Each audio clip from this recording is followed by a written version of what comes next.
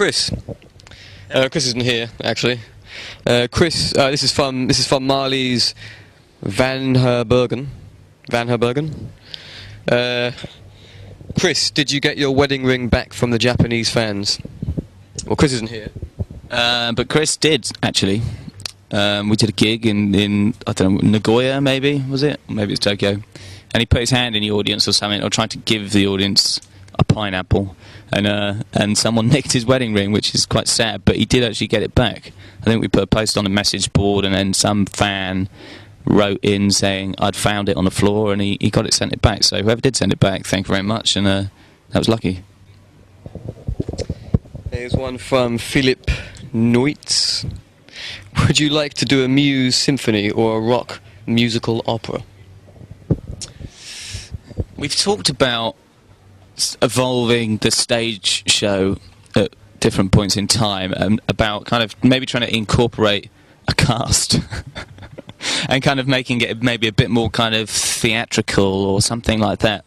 Not entirely sure how we would do that yet, but that does suggest that it could be a kind of rock opera vibe. I saw the Queen musical in London, and it's good.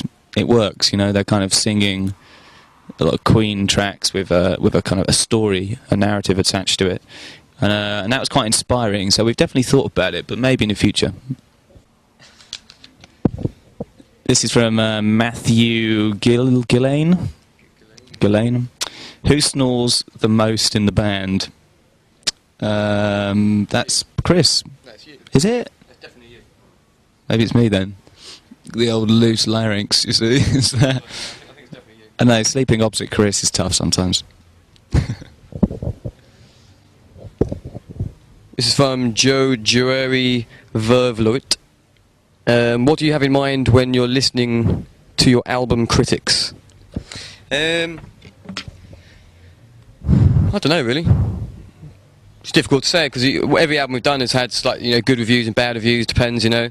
This album's getting a lot of good reviews, which is quite nice. But I don't think you should take it all too seriously, because it's, everyone's got their own opinion. You know, I think you have to respect people's opinions. You know, you have to respect if someone thinks it's not very good or someone thinks it's very, very great. You know.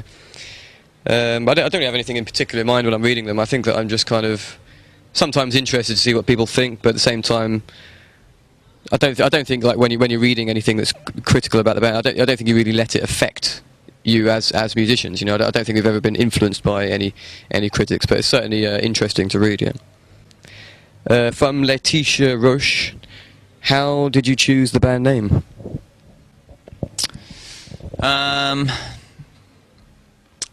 We come from a very small town where nothing happens, a place called Timoth, or it didn't feel like anything was happening when we were kids. And there was a little spurt of creativity and bands hanging around the town. And at this point in time, we were one of those bands.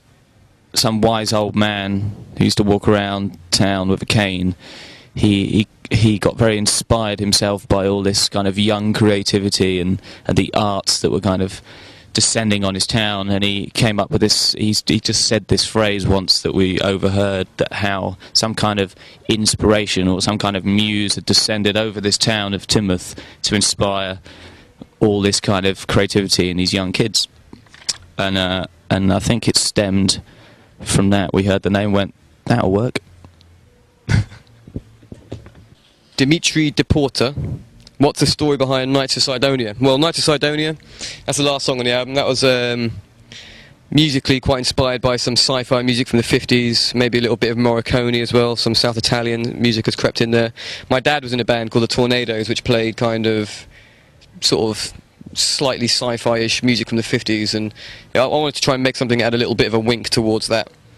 And well, the song is kind of like, I think it's kind of like a conclusion to the whole album, really. It's kind of like... it's kind of talking about history and how things have always been... The first verse kind of says, oh, things have always been pretty bad, blah, blah, blah, blah, blah. But towards the end, it's kind of saying, doesn't matter how bad things get, there's a strength, there's a human spirit will fight to kind of get through it all. And it's kind of like a comparison to well, there's this idea that Mars was once in the same. I've heard this rumor that Mars was once in the same climate region as the Earth. You know, it's the same distance from the sun that the Earth was about billion years ago, and there was once oceans there, and potentially we used to live there. So I like the idea of discovering that there was once a civilization on Mars years and years, millions and millions of years ago, billions of years ago. And I think it would change our perspective a little bit of our own future. Michael Flement says, what's your biggest Spinal Tap moment? What's your biggest Spinal Tap moment? Biggest one must have been that roller disco. I think it was our second or third gig. We were booked to play supposed to be a rock gig, you know, like a venue. But for some reason we turned up and it was a roller skating, you know, party with children, you know, like doing roller skates around in circles, and we were on the stage playing kind of, you know, emotional rock music whilst children were sort of having some kind of party on roller skates, and it was a pretty strong combination, I have to say, and it was a powerful performance. Betty Becker, what celebrity, dead or alive, would you like to meet? I'd like to meet Jimi Hendrix, you know. Yes. He seems like a cool guy. And a short career, really. But, because he died very young, which is a shame. But, he just seemed like cool, you know, pioneering, set fire to guitars when no one else had done it, you know. He was just such a pioneering guy, but a very kind of cool cat at the same time. I'd like to meet Jesus Christ. Just because I'd be interested to know how he did it all. You know what I mean? Just like the old, you know, making fish out of bushes and stuff, and walking on water. I'd like to meet someone who can do that. I think that would be certainly probably one of the most interesting people to meet, I'd say. Okay, that was our last question there. So thank you very much for your questions. It's great to be here, and hope to see you all soon on tour. Cheers. Bye bye.